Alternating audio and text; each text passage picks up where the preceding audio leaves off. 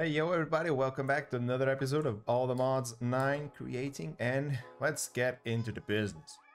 First things first, I changed the layout of the base so that we can now start to better sort out these rooms. Like this is a drawer room where we have all the drawers of all the things from the digital miner, and then we have this room which is mostly empty just with the things for the mystical agriculture seeds.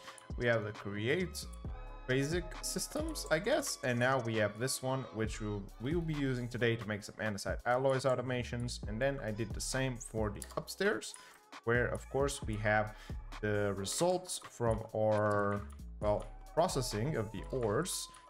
We have the power system all the way over here, and I did manage to just make this look a little bit tidier. I also made this, which is an advanced generator, and it's basically giving me free obsidian because this doesn't require anything to run except for lava. Basically what you do is you get a bunch of these blocks, a bunch of heat exchangers, but they do cap off at some point. You need a fluid intake to put in the lava. You need item output, which is basically, well, we're gonna get you some obsidian, and of course you need the controller, which is where the system does its thing. As you can see, it does have like a maximum amount. I don't know if I can increase. I had more heat exchangers, but the speed remained the same, so I'm guessing it doesn't really matter what I do. But of course it's giving us some nice amount of obsidian over here. And then this room, we're gonna make some casings automations, and of course this room we're gonna have brass automations. Oh, and a quick little corner where we can start do some like apotheosis things. And of course the upstairs room, as we had it, we have the automations for the resources from power. Of course we haven't actually hooked up our mob farm into here. These were all manually placed rods that I brought over here. And of course we have the dreaded nether star automation at the end still to do, but that's gonna have to wait. And right here we're starting our massive computer. Now I'm thinking and I may move this guy into like a basement for some things, because I want to have a bunch of machinery in here, and it might get too cramped way too fast, and I don't want that to happen. So if I feel like that's gonna happen, then we're gonna move the main controller down to the basement. Oh yeah, and of course I also made myself a time and a bottle, and you can see already I have nearly 5 hours, so you can take a guess of how much I procrastinate in this game. And even though the base is still gonna have some improvements later down the line, for now this is how it is looking, if you guys want to take a look at it. So to start off today, I already made a little bit of an automation going on here. Basically I hooked myself up with an ME pattern encoding terminal. And this bad boy allows us to make patterns for a bunch of recipes. And what I wanted to do is get my hands on a 256K storage component. We'll need 2 extra ones so we can of course get a bigger version of this one.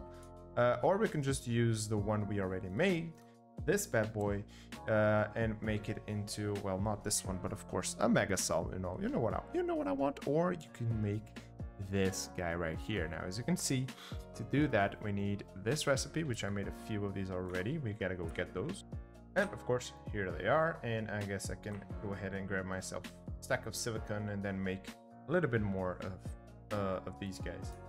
And of course we also have the pattern terminal, which tells us, well, where or in which recipes we have already automated. And I made these boys back here.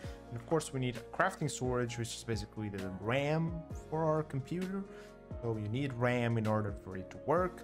And then I made an extended pattern provider because it has a lot more patterns into a single area, which is pretty good in terms of saving space here. And then we need a molecular assembler. This is basically your crafting table.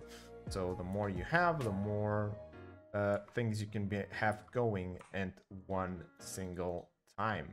Now I did make myself a crafting monitor, which, you know, just for now, just because we have this hooked up right here, I believe that if I tell my computer to craft something, Okay, maybe not 1Ks, but can we get a 256K going again? The good thing about this is that it actually tells me what items I'm missing. Now, I'm missing redstone. Technically, I'm not missing redstone, and we'll see why. We do have a bunch of charge searchers quartz that we need to do, and glowstone as well. Now, glowstone is probably the easiest one that we can actually have because we did have this recipe right here. So we can just give ourselves the glowstone, just like that. The quartz, on the other hand, not the glow quartz, but the regular quartz, we do need to actually craft it and make it. So we need to pick up the boy charger, which I do not believe we have one at the moment because they're all being technically used. But then we can just put it over here, and then I'm probably actually gonna automate this. Now, for example, let's come over to this side where we're gonna do a quick automation so you guys can understand a little bit about the amazing ME controller. Now, this is gonna be temporary. I'm gonna be moving this, but for you guys to understand a little bit better. So basically, I made myself an extended charger right here. This bad boy can take in 4 quartz and do 4 charge searchers quartz basically in one single go, which is pretty good. It is pretty good. Now, in order to do that, you do need an import bus, and you also do need an export bus. So I do believe, yes, I do have the export bus. And of course, I made myself a processing pattern, and you need to do a processing pattern. It's not a regular crafting table one. And in order to do this, you can go here and you can type in quartz. For example, if you take a look at this recipe, while we add it, it changed into a processing, or you can manually change into here into a processing pattern. Of course, you can do either smithing table and stone cutting patterns, but of course, this is the only one. We have it here, a processing pattern. And then, of course, we do also need another pattern provider here, which is a little bit of a bummer, but we do have one here so we can use. Now we're gonna give this bad boy the processing pattern right here. Now all we really need to do is get up 2 cables. I'm gonna hook one there. Oh my god, man, this guy is so annoying. I traded with him to get this axe, and now you can, well, go away. Nobody saw nothing. Get the second cable all the way over here, and now the cable is actually connected there. Of course, we can also just give it an export and an import right into there, which means it's going to export the items into this pattern provider, and then it's going to take it over there. Now, in theory, I do believe we don't even need these guys for this specific purpose right here. We can take a look and check, actually. Quartz. We do have a bunch of searchers quartz. If I tell them to craft me 10, it is able to send them over here. It's charging them, as you guys can see, and it is replacing them. So everything seems to be working perfectly fine. Yep, auto craft. Oh, I even made a quest line. That's actually pretty cool. Oh no, it's not a quest line. It told me that I finished a crafting recipe. Maybe, probably, I don't know. Now let's try it without the export bus and the import bus, because we technically don't really need the export bus for this thing right here. So then again, if we go into the quartz system and we take all of these bad boys out and tell them craft me another 10, and it still craft the 10. Now it has put them into the machine. Is it exporting though? I'm not so sure. Yeah, as you can see, it's not exporting out of there. So we do need the import bus, and it should start. Yeah, it's going to take them out. And of course we have some acceleration cards which you can use to speed up the process. And boom, we have the quartz here automated, which is pretty good. We only need to actually automate the proper quartz, because this actually takes this bad boy. Now, in order to automate this, we can set up a trader and just get infinite amounts of quartz by just letting them trade. So now if I click on the 256K, I already gave it some more redstone, we can make another one. Now it's gonna take a little bit of time because I don't have a lot of processors and stuff like that to actually work on the recipe itself. But no, the more we play, the more things we add into the computer over here, the faster it's gonna be, you know. Right now it's only that little bit of dude that's actually trying to work. And this guy's not showing anything. It's actually meant to go here. And then you could see what it's crafting. And it just finished crafting, so there's nothing to see. But I can tell it to do another one. We're actually able to tell him to do another one. No, it stopped mid-process. Okay, it stopped mid-process. Now we got two. Can we tell them to do another one? Well, we need to make more logic processors and we need to make more Certus quartz, which is fine. Oh, I just had to fine tweak some things over here. Basically, I removed the pattern provider that was here and I swapped it for this version of the pattern provider, which actually allows me to have it, like, I can have multiple of these in the same area, which is pretty good to tell, well, what this machine will do or what this machine will do and stuff like that. So, for example, this bad boy is doing only the charge circuit quartz into of course the charger.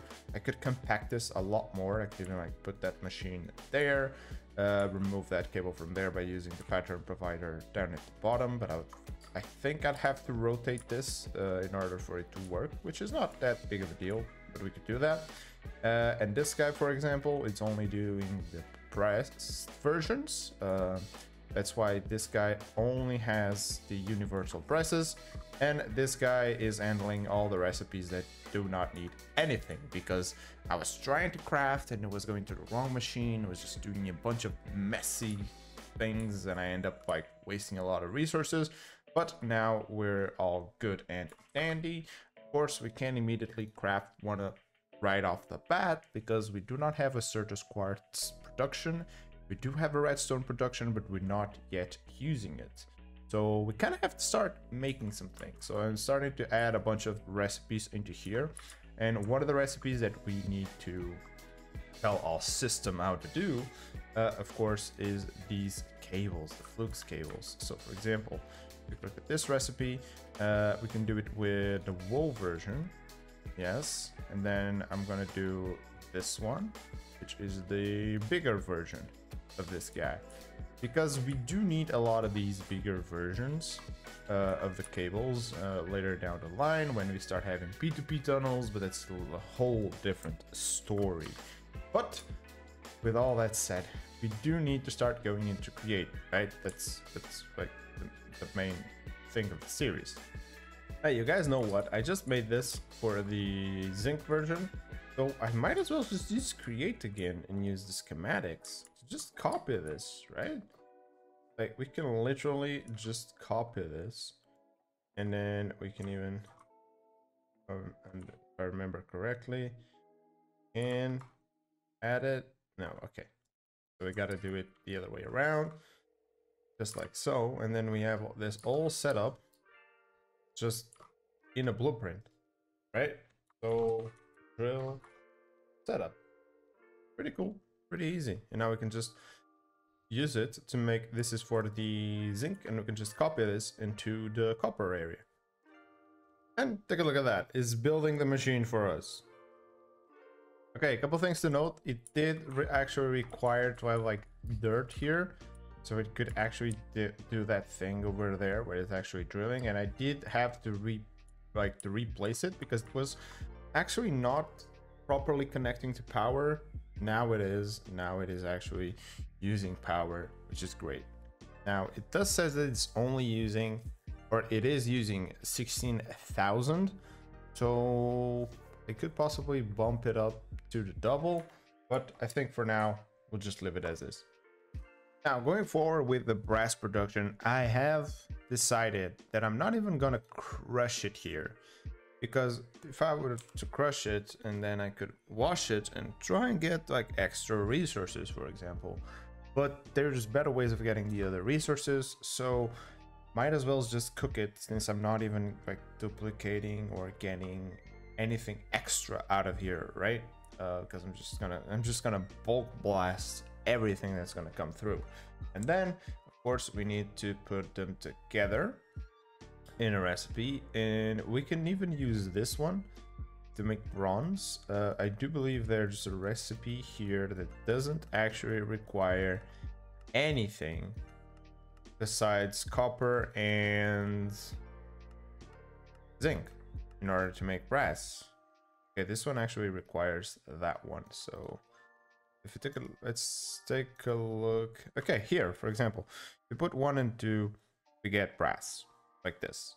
And we gotta have to have a blaze burner that's heated up in order to do this. Now, there's actually other machines that allow us to do brass, or just by regular crafting as well. You can just shape craft this recipe right here. But this actually takes 3 copper and 1 zinc, and we're pretty much getting them at the same rate. So we'd get infinite amounts of zinc and not enough copper to make this an actual like viable solution later down the line. So if taking a look at in here doesn't bring any cool options, I guess we could do the alloy kiln from immersive engineering, but I do believe this needs some sort of fuel as well that we don't really have at the moment any ways of actually feeding it anything. There's also the induction smelter, which you can use with, well, power. So probably the induction smelter is going to be the way. Now, we do need to be careful about this, because if this gets somehow stuck into something I get, like for example zinc, copper to zinc, and it can be bad. So we do need to pay attention to it, but I still think this is probably the best way of doing it. The only issue is how do we keep a blaze burner fed with anything in this room? We gotta have something to feed the blaze burner. And just like that, we have our brass automation. Now, what am I doing? Well, I'm immediately cooking whatever comes out of that ender chest. I'm splitting into the zinc and the copper. They get smelted with this little fan right here, and then they get put into this drawer, and then they get exported into the basin, which is then being powered with a blaze burner with a straw, because I remember they had something like that, which is then using our infinite lava source right here. So yeah, I was actually able to quite squeeze this in. We could probably make it a little bit tidier, but I like how it is, how it looks, and it's symmetrical, so it looks cool to me. Now, of course, all we need to do is then hook this up into our computer, so we have access to the brass that's right, that's just basically sitting here. And we probably need to void and even copper upgrade some of these drawers, just so they don't end up causing any major issues later down the line. So I'm guessing if we have these at 16k at a piece, we should be okay, because I believe that's how much we can get from this. Yeah, okay, there we go. Okay. Oh, we can get a 36. Okay, 36,000 ingots. That's pretty all right. So I guess we just void upgrade the rest, which is perfectly fine by me. Void upgrade that, void upgrade that, and void upgrade that. Now, of course, I don't know if we are even able to stockpile on zinc and copper. I'll have to try and AFK a little bit and see if that's actually a thing. Like, is this machine slow enough so that I can have a surplus of copper and zinc? Because that's ideally the best outcome here. Well, I even put both drills to the maximum speed, and I lowered this guy's speed, and yeah, this is basically keeping up perfectly, so there's no way that these guys will have a surplus unless I remove the void upgrade from here, and then whenever this guy reaches 36,000, it'll just start backlogging, and then those guys can stockpile. So I think that's what I might just do. So a little bit more of procrastinating and just AFKing, and we're already up to 2,500 brass, which is pretty good, which means we can now actually move into the second phase, which is either going to be casings and try and set up an automation that we can then toggle with our computer.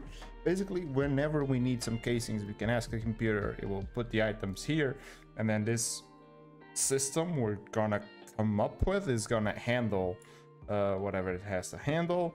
Or we can go down a level and we can try and focus on andesite alloys, and I believe this is the best one for us to do right now because I don't have a really good way of doing it. So I guess we're gonna hop onto the andesite alloy terrain, which means try and make some andesite and also try and make some iron. And here it is, our andesite alloy factory, all up and running. Now to start off, we're using an igneous extruder over here, which is just a simpler version of cobblestone generator because it's so much compact and using create at this point, so might as well just use it. Then we have some crushing wheels, which they're turning into gravel, and then the gravel gets put into this item vault, which then gets split 3 ways into here. Now I do have some funnel that is denying gravel to enter there, so the gravel will sit here and will get, well, washed. And I made this so I have 3 items coming out of here, 3 items coming out of there, and 1 item coming out of there, because that's just straight up gravel going into there. I'm not exactly sure how many items can come in at a time. Sometimes it's 18, sometimes it's 19. It doesn't really bother me that much because it always sits at 3. Did that gravel just go in without getting washed? It might have been a visual glitch. That scared me a little bit. Okay, I guess it's just converting right at the edge, so that's why it's actually turning. Yeah, as you can see, it's turning into iron nuggets and flint and gravel that comes straight in, and then the gravel and the flint are being put into here, where they're being squished with some lava to make me some pretty much free andesite, which then gets put into here with iron nuggets, and then we are making andesite alloys. Pretty cool, pretty nifty, pretty handy, and now we have an infinite source of alloys. Now might as well just upgrade this before it just gets out of hand. So yeah, there we go. Well, I was about to move on to the casings area and actually just start making this and put it, well, functional, but I realized, well, this computer right here is not gonna cut it. It's not gonna be enough space to do what I want to do, because I kind of need to put this sort of in the center of everything. So I dug myself a little bit of a cave, or a basement, you should say. And I'm gonna make it all here. I'm gonna bring that big bad boy down into here, and all the auto crafting and all those things will be made there. And I'll reserve this space for mechanism things and all industrial foregoing things and stuff like that, because of course we also need to fully automate this side, or at least connect it to our computer. Now, in order to actually show you what I'm gonna do, basically what I'm gonna do is have a storage bus. If I can, okay, I need to properly type things in so it gives me the proper things. Yes, this is what we need. We need to automate and get a few of these bad boys, the storage bus. Why, you might ask? Well, these guys are very important for what I want to do. That is link up every single area that I can. So for example, that storage bus will tell us that, for example, we actually have quite a decent amount of coal, quite a decent amount of redstone. And of course, if we link it up to this massive wall, we have quite a decent amount of a lot of different resources, as you guys can see. because we're farming them. We have the digital miner running. I think it should still be running. There's nothing backlogged, so either finished or I don't know. But yeah, basically we need to connect all those things into the main computer, so whenever we're farming something, we're actually having access to all of those items. And of course that includes all the things here, for example the andesite alloy. We can even hook this area up into it because we do have a lot of these ores that are not being processed, and a lot of these ores can probably be processed in some way or another. For example, we have access to a lot of ancient debris right here, but we're not really using them at the moment because most of these other things are for Greg Tech, which we're not quite there yet, but we hopefully should be soon. And while just brainstorming and stuff like that, I hooked this place up with a little bit better power, so now everything is moving a little bit faster, and I can technically just hook up every single one of these areas to the auto crafting process, you know, because we can actually use the systems that we already have. For example, we have a press, so if we need to press anything, we just put it into the chest, will get pressed, and then we just take these items in, you know. Right now we need to do it manually because we don't have this hooked up into the system, but we will. For example, if you need to use the rolling mill, we can automate it and put the items going into the rolling mill. If we need to wash, if we need to smoke, if we need to haunt, if we need to smelt stuff, we can hook it up into these areas. So you guys get the drill, right? We already have a bunch of these machines set up, so it's really that much easy for me to actually hook this up properly. Now there's some of these might require a little bit of more of a some hard work than others. For example, here if I want to press down, I only need to put iron here, iron plate comes out here, put it back into the storage, right? But for example, if you want to make one automation that requires these 3 deployers, then we probably need to do a little bit more digging around, you know. And the problem with these automations is that they don't have 100% effectiveness, and that can be really bad. For example, if you want to take a look at the rotational speed controller, this guy takes a precision mechanism. This guy only has an 80% chance of success while making it, so this is very bad if you want to automate, because you're basically only going to send 1 gold plate, 1 cogwheel, 1 large cogwheel, and 1 iron nugget into the system. And there's 20% chance that you're not going to get what you want, and the system's going to get stuck. So that's pretty bad. So we need to probably come up with a solution for that. Maybe if you need 1, it actually sends 5 at a time to do, and we will get 1. That's probably the best option we can do, because, well, if you only need 1 and it sends in 5, well, there's a pretty good chance that we're actually going to get 1, right? So yeah, there's some things like that may be tricky because of those types of chances, but we should be able to do that pretty easy. But of course that will require a lot of work, and I guess we're really out of time for today, and I can't really do much with the computer because it's already up in 15 channels, and I don't know how many this guy can handle without the P2P tunnels. So I really need to move into the P2P tunnels as fast as I can. So if you want to learn how to do those, well, I guess you're gonna have to wait for the next episode. But as always, guys, hopefully you guys enjoyed this video. Don't forget to like, subscribe if you haven't, and see ya in the next one. Bye.